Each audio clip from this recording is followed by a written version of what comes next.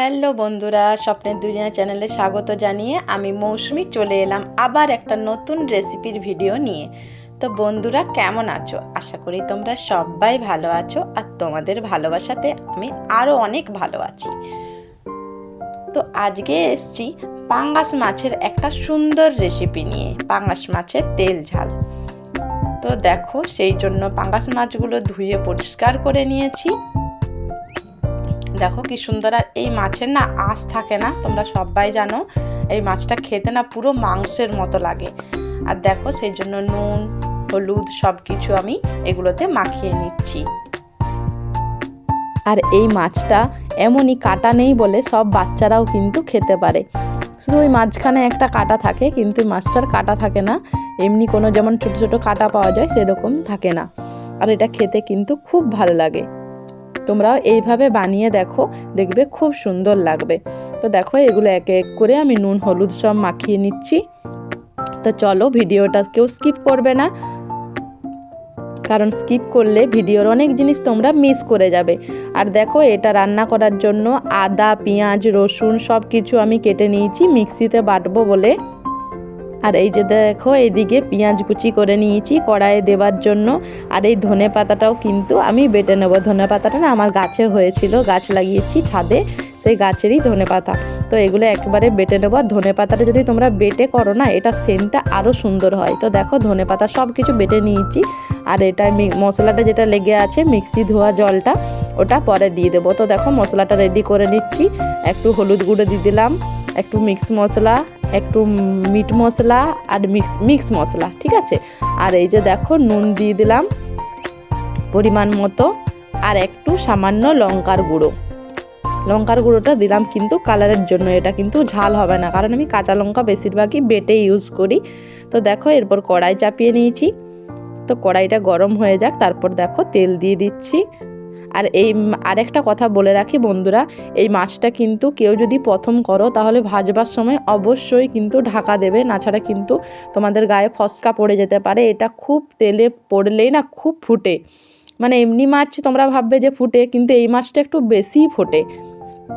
তো সেই জন্য আমি এক এক করে ঢাকা দিয়ে দিয়ে মাছগুলো ভাজছি। তো তোমাদেরকে মাছ ভাজাটা ভালো করে আমি অতটা দেখাতে পারবো না। তো দেখো, এই দেখো ঢাকা দিয়ে দিয়েছি, কারণ এই মাছগুলো এত ফটফট করে ফুটে যে আমার গোটা হাতে আরে ফসকা পড়ে যায়। ওই জন্য তখন থেকে আমি ঢাকা দিয়ে ভাজি। এই যে দেখো, একটুকু দেখিয়ে দিলাম তোমাদেরকে তাও। আর দেখছো, হাতে করেও ঢাকাটা খোলা যাবে না। দেখছো কেমন ফুটছে? তোমরা ক্যামেরার সামনে নিশ্চয়ই বুঝতে পারছো যে কীভাবে উঠছে ওটা। সেই জন্য ঢাকা দিয়ে দিয়ে আমি মাছগুলো ভেজে নিচ্ছি। তো দেখো, আমার মাছ ভাজা মোটামুটি হয়ে গেছে। এই যে দেখো, এক এক করে ভেজে নিয়েছি।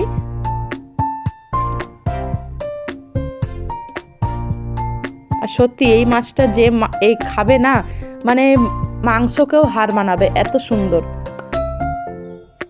দেখো, এবার তেলে কালো জিরে দিয়ে দিয়েছি। মাছ ভাজাগুলো হয়ে গেল, ওই তেলটাতেই দিলাম একটুকু সামান্য পরিমাণ চিনি দিলাম।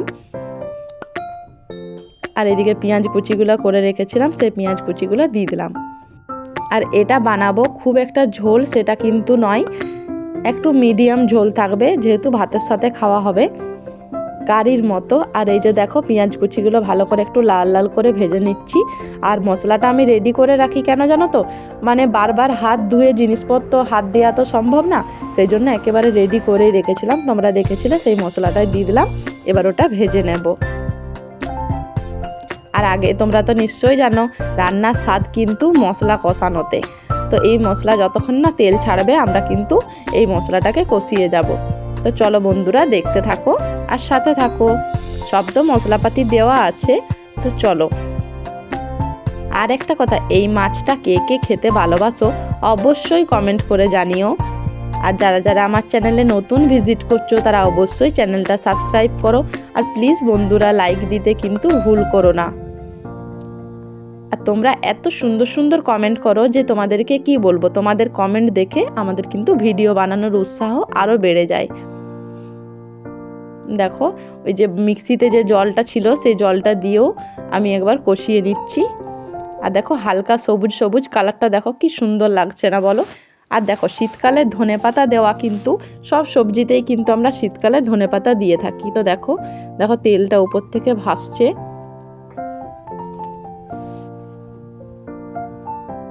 বাড়িতে কোনো গেস্ট এলে এরকম দিনে তোমরা কিন্তু এই রেসিপিটা করে দেখতে পারো। আমার তো খুব ভালো লাগবে, তা আমার বিশ্বাস আছে তা আমার বন্ধুদেরও খুব ভালো লাগবে। তোমরা অবশ্যই এই রেসিপিটা বানিও। এই যে দেখো তেল ছেড়ে দিয়েছে মশলার থেকে, দেখো তোমরা দেখেই বুঝতে পারছো। দেখো মশলাটা মোটামুটি আমার কষানো হয়ে এসছে। আর নতুন বন্ধু যারা হয়ে এসছো তাদেরকে অনেক অনেক ভালোবাসা, আর পুরনো বন্ধুদের জন্য তো ভালোবাসা আছেই। দেখো মশলাটা ভালো করে কষিয়ে নিলাম। দেখছো উপরে তেলগুলো ভাসছে।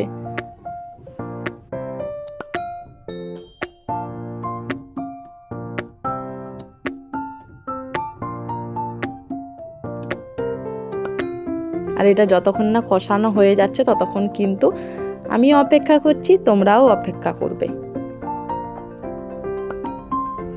দেখো এবার জল দিয়ে দিচ্ছি, এটা একটু ফুটবে। দেখো এটা এতটা ঝোল দেখাচ্ছে, কিন্তু এই ঝোলটা ঠান্ডা হয়ে গেলে কিন্তু থাকবে না।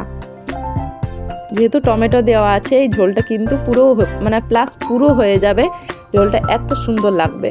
আর এই যে দেখো ওটা সদ্যম ফুটুক, আর এইদিকে আমি মাছ ভাজাগুলো রেডি করে রেখেছি। আর ভাতের সাথে খাওয়া হবে তো সেই জন্য সামান্য ঝোল রেখেছি, খুব একটা আর রুটির সাথেও তোমরা এটা কিন্তু খেতে পারো।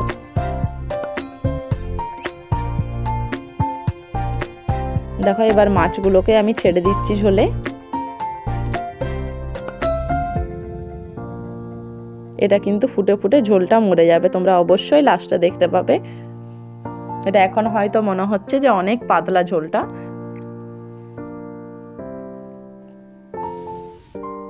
দেখো মাছগুলোকে ভালো করে ডুবিয়ে দিচ্ছি। আর এইরকম করে বানিয়ে দেখো বন্ধুরা, টেস্ট পুরো অসাধারণ লাগবে। আর যাবার আগে অবশ্যই একটা ছোট্ট করে কমেন্ট করে দিয়ে যাবে।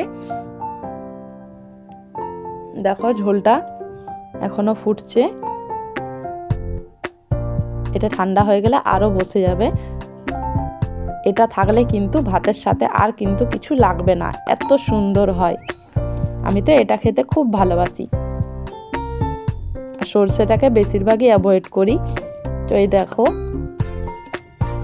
আমার রেসিপিটা মোটামুটি রেডি। দেখো খুব একটা ঝোল হয়নি, এটা আরও কিন্তু ঠান্ডা হলে বসে যাবে। তো সবাই ভালো থেকো, সুস্থ থেকো, আর আমার এতক্ষণ ধরে রেসিপিটা দেখার জন্য সবাইকে অনেক অনেক ধন্যবাদ। টাটা বন্ধুরা।